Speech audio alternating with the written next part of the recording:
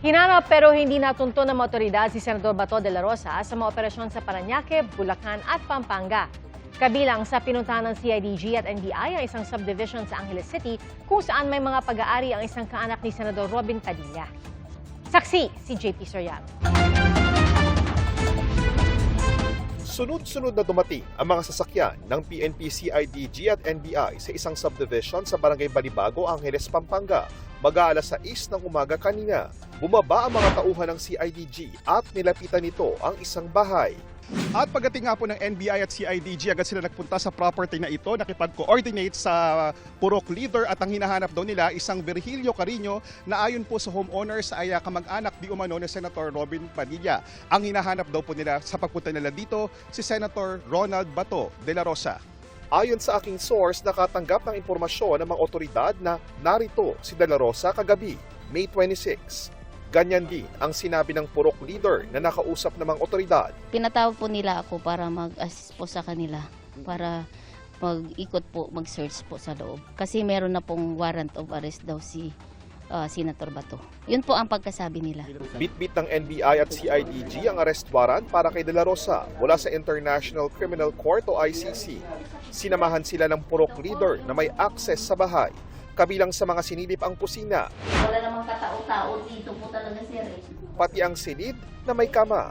Pero bigong matagpuan si De La Rosa. Nag-search lang po, sir. Nag-search lang po kung nandito po si Senador Bato. Sabi ko po, walang bato talaga po dito na nakatira. Kasi hindi naman po siya taga rito. Wala naman po kaming nabalitaan na may bahay dito. Hinanap din si De La Rosa sa katabing bahay na pagmamay-ari rin umano ni Carino at may ibang umuupa. Tapos pagbukas ko, sabi ko, anong meron? Tapos yun nga, hinahanap nila si Senador Bato. Sabi ko ba, malay ko rin. Hinahanap din umano si Carino at ang isang itim na pick-up na namataan umano sa Senado noong araw na umalis si De La Rosa. Tinanong ko po, bakit po hinahanap nila yung pick-up na nakapangalan sa Virgilio Carino.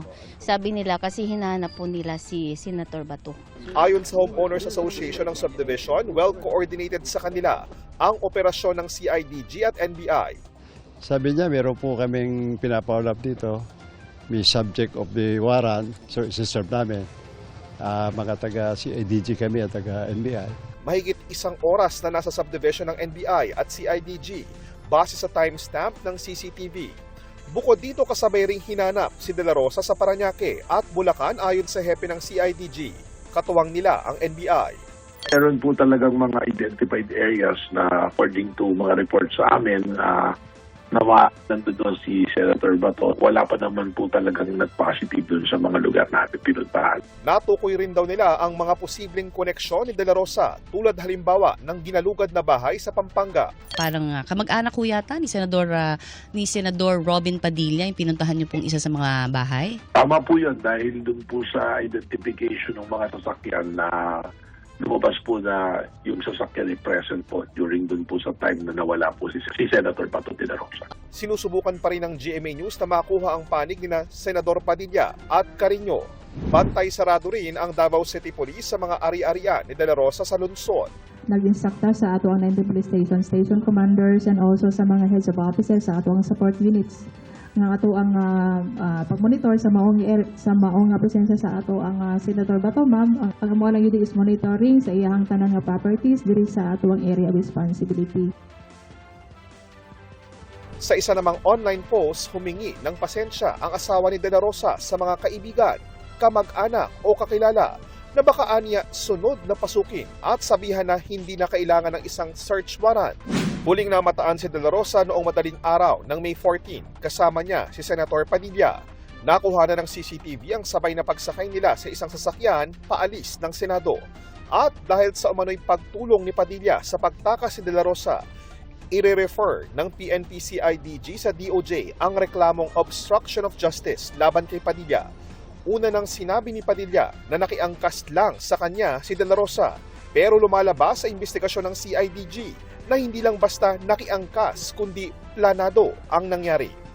Binuntutan umano sila ng isang sasakyang nagsilbing security escort at backup car.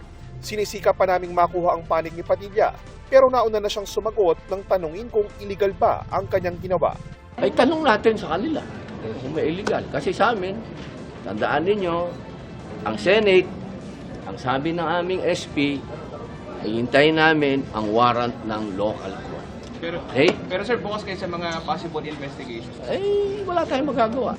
Iniutos na rin ng Firearms and Explosives Office ng PNP ang pagbawi sa lisensya ni De La Rosa na magmay-ari at magdala ng mga armas. Binawi rin ang rehistro ng halos 120 baril ni De La Rosa na dating naging PNP chief. Mas makakabuti po sana na ma-surrender na lang po itong mga firearms na ito at ma-deposit po sa proper authority. Implementing rules and guidelines o IRR ng naturang batas ang binabanggit ng pulisya na batayan sa pagbawi ng mga lisensya at rehistro ni De La Rosa.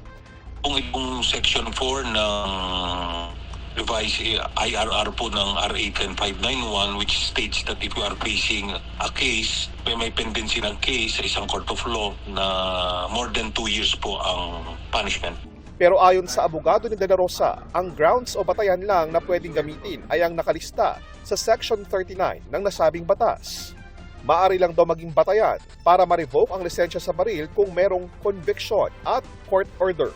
Pero anya, hindi pa naman convicted si De La Rosa at wala pang korte sa bansa ang naglabas ng anumang order laban sa kanya. Ako po si JP Soriano, ang inyong saksi.